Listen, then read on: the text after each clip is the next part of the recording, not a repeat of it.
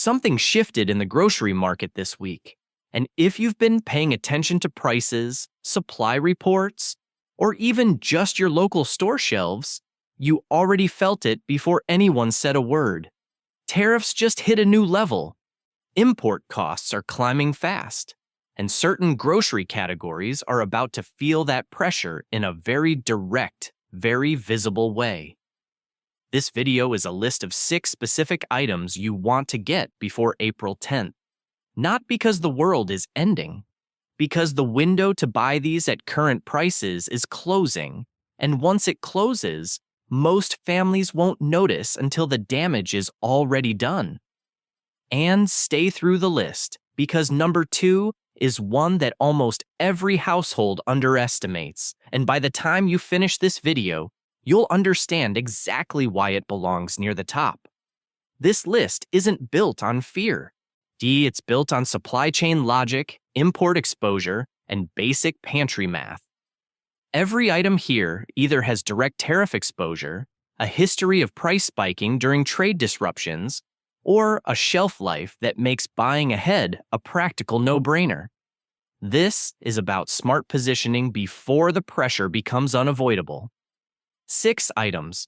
Real reasons. Let's get into it. 6. Canned fish and seafood. Let's start with one that most people overlook completely. Canned tuna, salmon, sardines, and mackerel are quietly one of the most tariff-exposed food categories on American shelves right now. A significant portion of canned seafood sold in the U.S. comes from countries currently caught inside escalating trade tensions: Thailand, Vietnam, China, and others. When import tariffs go up on processed food goods, canned fish moves fast. It's already a lean protein with a shelf life measured in years, not months. But here's what makes it urgent right now. It's still affordable. The average family isn't stocking it because it doesn't feel glamorous. That's the opening. 2 or 3 extra cases of canned tuna or sardines stored in a cool, dark space give you months of protein backup at today's pricing. Buy store brand. Buy in bulk if the unit price drops. And don't overlook mackerel. It's often cheaper, higher in omega-3s, and completely underrated as a long-term pantry staple. 5. Cooking oils. Here's where the math starts to look different. Cooking oil, vegetable oil, canola oil, olive oil, or avocado oil is one of the most globally sourced grocery items in existence. Canola comes heavily from Canada, olive oil from Spain, Italy, and Greece. One sunflower oil was already disrupted by the Russia-Ukraine conflict and never fully recovered in pricing. Now layer new tariff structures on top of already stressed supply chains, and you have a category that is genuinely vulnerable to another price spike. Oil is not optional. It touches almost every meal most families cook. And unlike a lot of pantry items, it has a real shelf life ceiling, typically 1 to 2 years once opened and longer sealed. That means buying ahead makes sense within reason. 2 to 4 large bottles of your preferred oil, sealed and stored away from heat and light, gives your household real insulation. This isn't a dramatic move. It's just good timing.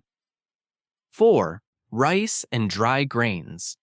You've heard this one before, but the reason it keeps appearing on lists like this is because it keeps being true. Your rice remains one of the most price-stable, calorie-dense, and storage-friendly staples a household can own, and right now, it has new pressure points that matter. The U.S. imports a substantial portion of its rice from Southeast Asia, particularly Thailand and Vietnam. With tariffs hitting imported food products broadly, rice is inside that blast radius. Domestic rice production exists, but it doesn't cover total demand, and costs still rise when imports become more expensive. Beyond rice, this applies to dry lentils, barley, oats, and quinoa. All of them are long shelf life, calorie-dense, and globally sourced in ways that make them tariff-sensitive. The move here is simple. A 20 to 25 pound bag of rice in a sealed food-grade bucket or even just in its original bag in a cool, dry location, buys your household months of baseline security. And don't overcomplicate it, just add it. 3. Canned tomatoes and tomato products. This one surprises people. Canned tomatoes, whole, diced, crushed, paste, and sauce, are one of the most used pantry items in American kitchens. It's also one of the most quietly vulnerable. Italy is a primary source for quality canned tomatoes, and European imports are directly inside the current tariff conversation. Even domestically produced canned tomatoes rely on processing inputs and packaging materials that are globally sourced and therefore price-sensitive. Here's the practical reality. A single can of crushed tomatoes forms the base of pasta sauce, chili, soup, stew, and dozens of other meals. The cost is still low. The shelf life is 2 to 5 years, and demand doesn't drop during economic stress. It actually goes up as families cook at home more. Stock the variety you actually use.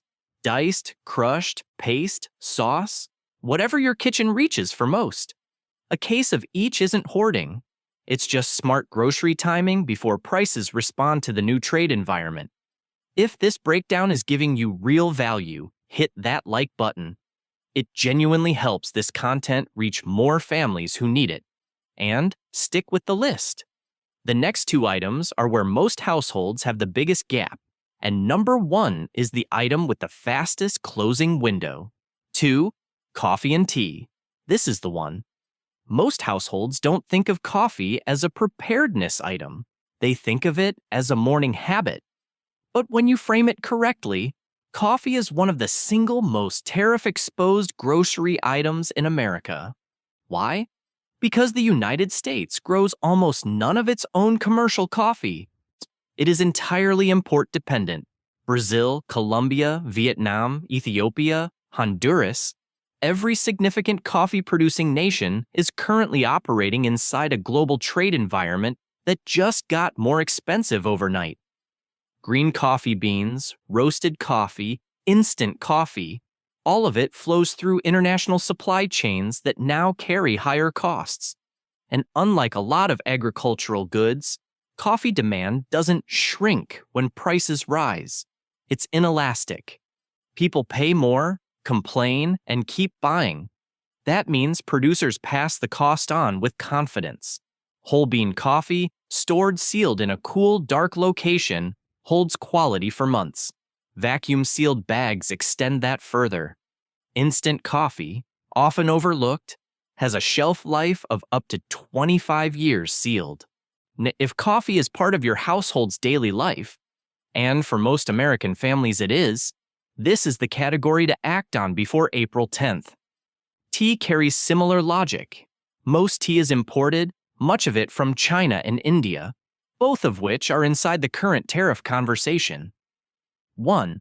Shelf-stable proteins, canned meats, and dry beans. Here's where most families have the biggest gap, and it's the item with the clearest urgency.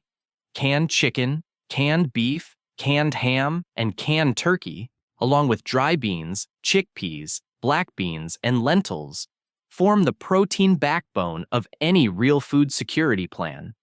And right now, both categories face pressure from multiple directions.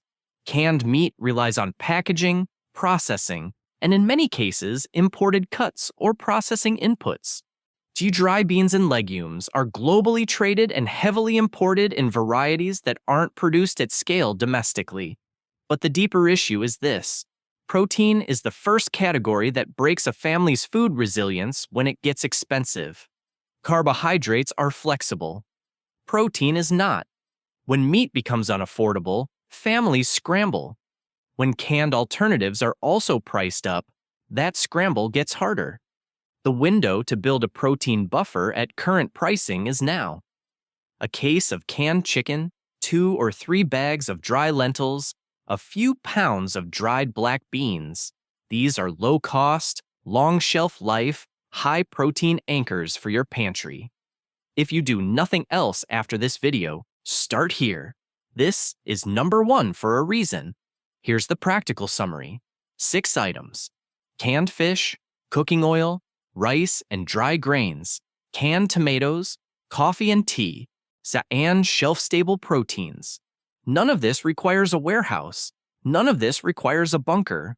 What it requires is a one-time grocery decision before April 10th, while prices are still where they are.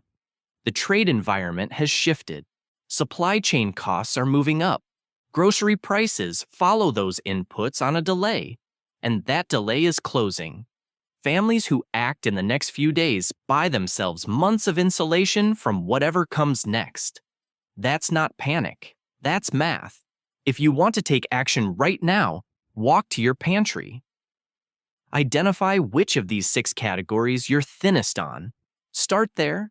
Buy 1 case, 1 extra bag, and 1 extra bottle. You don't have to go all in overnight. You just have to start moving before the window closes.